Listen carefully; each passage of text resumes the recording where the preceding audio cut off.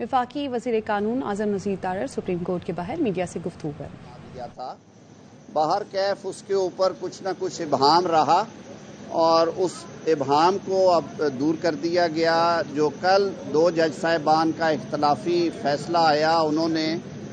अपने वो short order की तशरीह कर दी और उस पर उन्होंने कहा कि 7 रुकनी जो बेंच था उसने 4-3 की रेशो से ये पिटीशंस जो हैं ये डिसमिस कर दी हैं। तो आज भी जो पाकिस्तान मुस्लिम लीग नून, पाकिस्तान पीपल्स पार्टी और जमीयत उलमा इस्लाम फजलुर रहमान के जो वकला हैं जो कि पहली प्रोसीडिंग्स में भी हिस्सा थे, वो आज फिर आए हैं और वो अदालत के रूबरू ये मुद्दा उठाएंगे कि इस मामले को हल करने के लिए, वैसे तो ये हल तलब मामला है, इसको किसी फर्दर तशरीह की इंटरप्रिटेशन की ज़रूरत नहीं है। अब ये यहाँ हो गया है कि जो ओरिजिनल फ़ैसला था वो 4-3 की निस्बत से पिटीशंस जो थी वो मुस्तरद कर दी गई थी, लेकिन जो अभी बेंच बैठा है हमारी ये इस्तदा होगी कि इदारे की इज़्ज़त, तौक़ीर और तकरीम और उसकी आज़ादाना हैसियत को बरकरार रखने के लिए फुल कोर्ट जो है वो बैठे और इस मामले पे वो तशरीह करे इन सब मामलात की, बशमूल जो इलेक्शन कमीशन के इख्तियारात हैं इलेक्शन के इनेकाद के सिलसिले में, और मुफादे आमा और इलेक्शन किस तरह एक दूसरे से जुड़े हुए हैं। और इसमें ज़ाहिर है जो 2 मोअज़्ज़ज़ जज साहिबान हैं, जस्टिस एजाजुल एहसन साहब और जस्टिस मुज़ाहिर अली अकबर नकवी, उन्होंने क्योंकि रज़ाकाराना तौर पे बवजूद रिक्यूज़ कर लिया था, उन्होंने अपने आप को अलग कर लिया था। तो हमारी ये चीफ़ जस्टिस पाकिस्तान से इल्तजा होगी और अदालत से ये इल्तजा है कि इस मामले को अब ये वक्त है। हम तो पिछले 1 साल से कह रहे हैं कि जो अहम कौमी और ख़ास तौर पे जो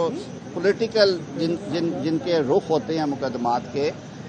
ऐसी आइनी तशरीहात जिनका मुल्क की सियासत पे और अवाम पे गहरा असर पड़ना हो,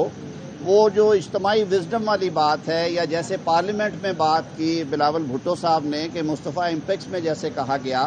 कि वज़ीर आज़म फ़र्द वाहिद के तौर पे फ़ैसले ना करे बल्कि फ़ैसले काबीना के होने चाहिए, क्योंकि जो एक इज्तमाई सोच है, जो कलेक्टिव विजडम है, वही रास्ते निकालती है और उसे ही साहिब गर्दाना जाता है। और कल जो जस्टिस मंसूर अली शाह साहब और जस्टिस जमाल खान मंदोखेल साहब का जो फैसला आया,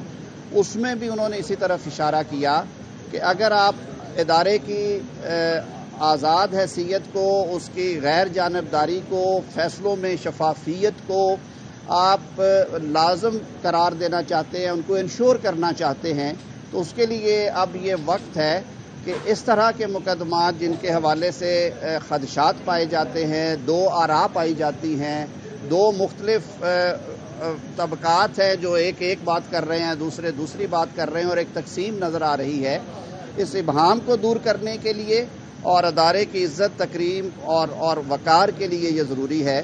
कि उन 2 जज साहिबान जिन्होंने रज़ाकाराना तौर पे इस मामले से अलहदगी इख्तियार की, जस्टिस एजाजुल एहसन साहब और जस्टिस मुज़ाहिर अली अकबर नकवी साहब, उनके अलावा जितने जज साहिबान हैं इस वक्त 13 रुकनी बेंच होना चाहिए फुल कोर्ट का,